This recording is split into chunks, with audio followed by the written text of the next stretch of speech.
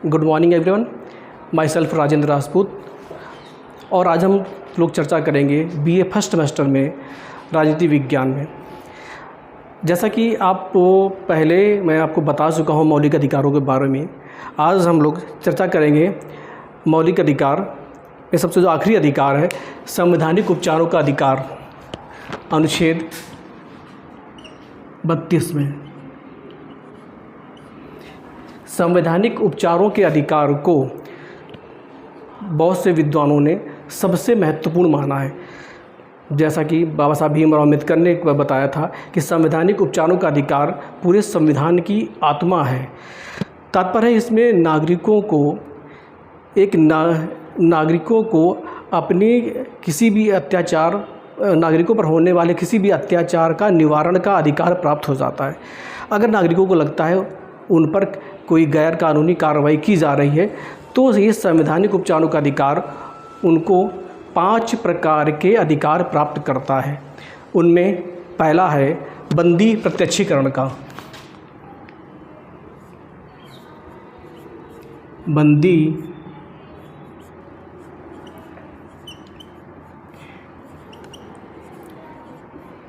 प्रत्यक्षीकरण, अगर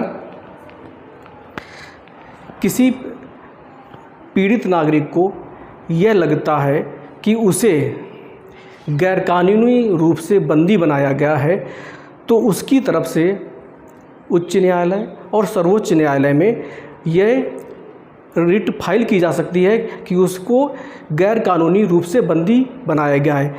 इस मामले में सर्वोच्च न्यायालय और उच्च न्यायालय उस अधिकारी से उस बंदी को अपने निश्चित समय और निश्चित स्थान पर उपस्थित करने का आदेश देता है और न्यायालय यह कहता है कि मैं स्वयं खुद निर्णय करूंगा कि वह व्यक्ति बंदी बनाने योग्य है अन्यथा नहीं है। और अगर वह व्यक्ति बंदी बनाने के योग्य नहीं होता है तो उसे छोड़ दिया जाता है।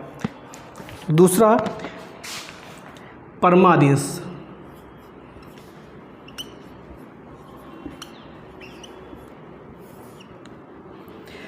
जैसा कि इस शब्द से ही स्पष्ट हो रहा है कि अगर सार्वजनिक पद में पद धारण करने वाले कोई व्यक्ति अपने कर्तव्यों का निर्वहन नहीं करता है तब हाई कोर्ट और सुप्रीम कोर्ट यह आदेश जारी कर सकता है कि वह अपने दिए गए कर्तव्यों का पालन क्यों नहीं कर रहा है। इसके बाद जो तीसरा लेख है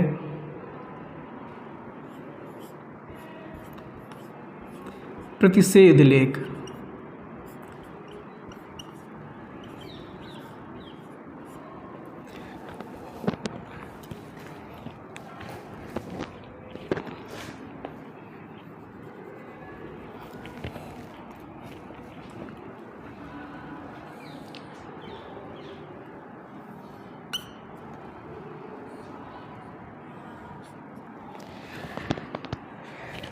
प्रतिषेध लेख से तात्पर्य है कि उच्च न्यायालय अर्थात हाई कोर्ट या सुप्रीम कोर्ट अपने से निम्न न्यायालयों में हो रही किसी भी सुनवाई को अपने पास मंगवा सकता है और वह ये कह सकता है कि आपको इस सुनवाई को करने का अधिकार नहीं है या आपके ये अधिकार क्षेत्र से बाहर है। चौथा है उत्प्रेषण लेख।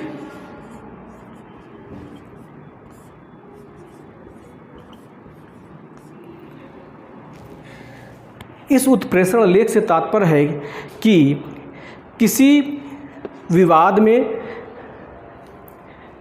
निम्न न्यायालय से उस केस को उच्च न्यायालय मंगवा लेता है और उसकी सुनवाई वह स्वयं करता है। और आखिरी में जो सबसे आता है उसे कहते हैं अधिकार परीक्षा।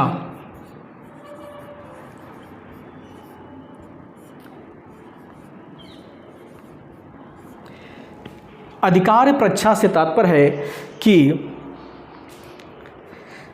आपको जो वैधानिक अधिकार दिया गया है और जो वैधानिक अधिकार दिया गया है, अगर आप उस अधिकार के अनुसार काम नहीं कर रहे हैं तो आपसे हाई कोर्ट या सुप्रीम कोर्ट ये पूछ सकता है कि आपने किस अधिकार से इस काम को किया, जबकि आप उस काम को करने के लिए अधिकृत नहीं थे।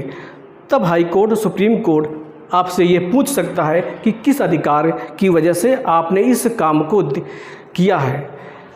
इस प्रकार से इस संवैधानिक उपचारों का अधिकार नागरिकों को 5 प्रकार के अधिकार देता है, जिनसे मौलिक अधिकारों को बल मिलता है और नागरिकों के ऊपर होने वाले किसी भी प्रकार के उत्पीड़न को रोका जा सकता है। इसी के साथ आज इतना ही। धन्यवाद।